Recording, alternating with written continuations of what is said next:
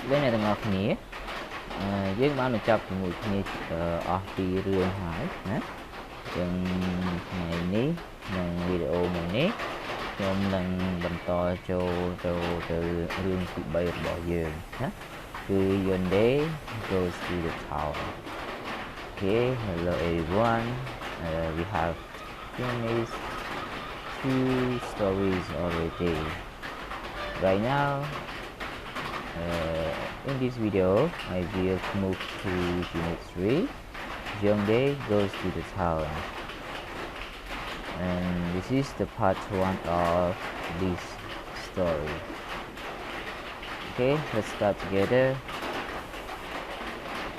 Younde goes to the town, part 1. Once in the country of Akim, in the hills far back from the coast, there was a man named Younde. He was a simple man who had never been far from home, and he spent his time at farming and hunting like the other people of the village.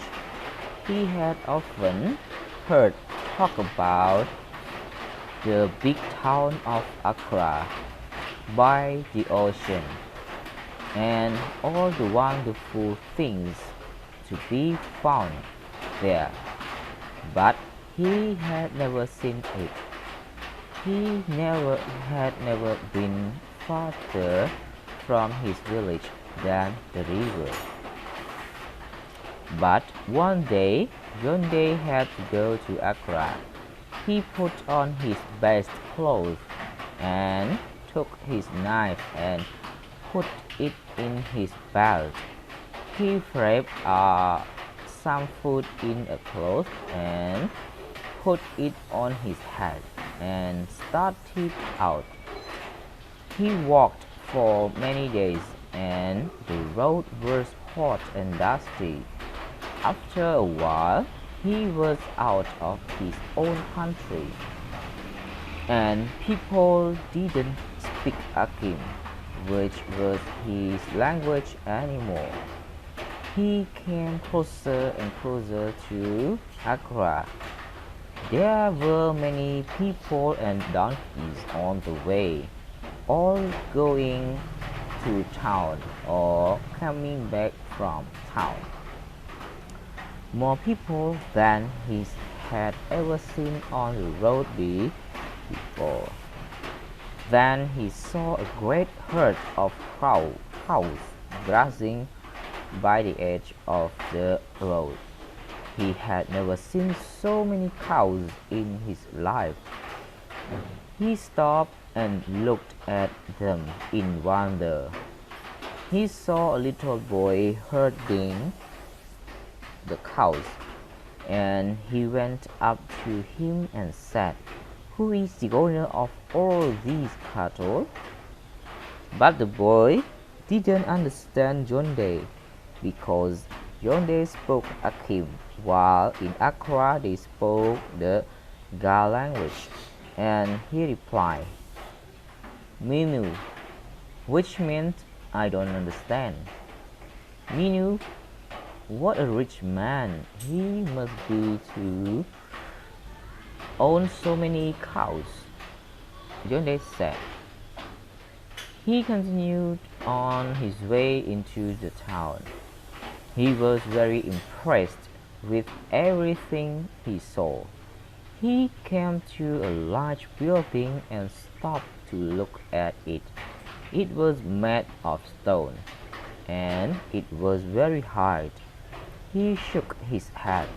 There was nothing like this back in the hills. When a woman came by on her way to market, Younde spoke to her. "What a tremendous house," he said. "What rich person can own such a building?"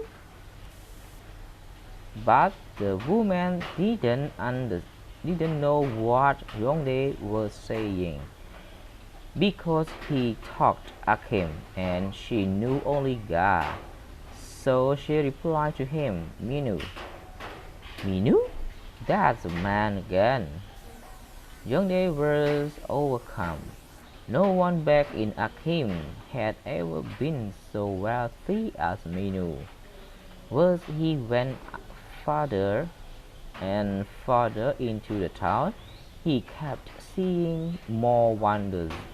He came to the market. It covers a space larger than all the houses in Younde's village.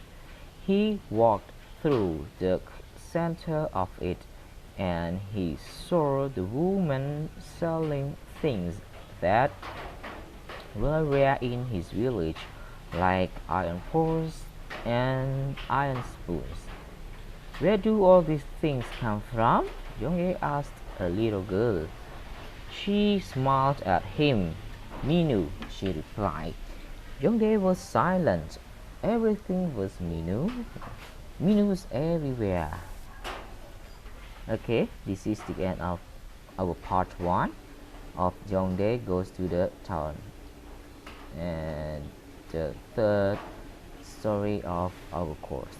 Okay, thank you for your listening, and please try to read it more and more and get more understanding of this story. Thank you very much.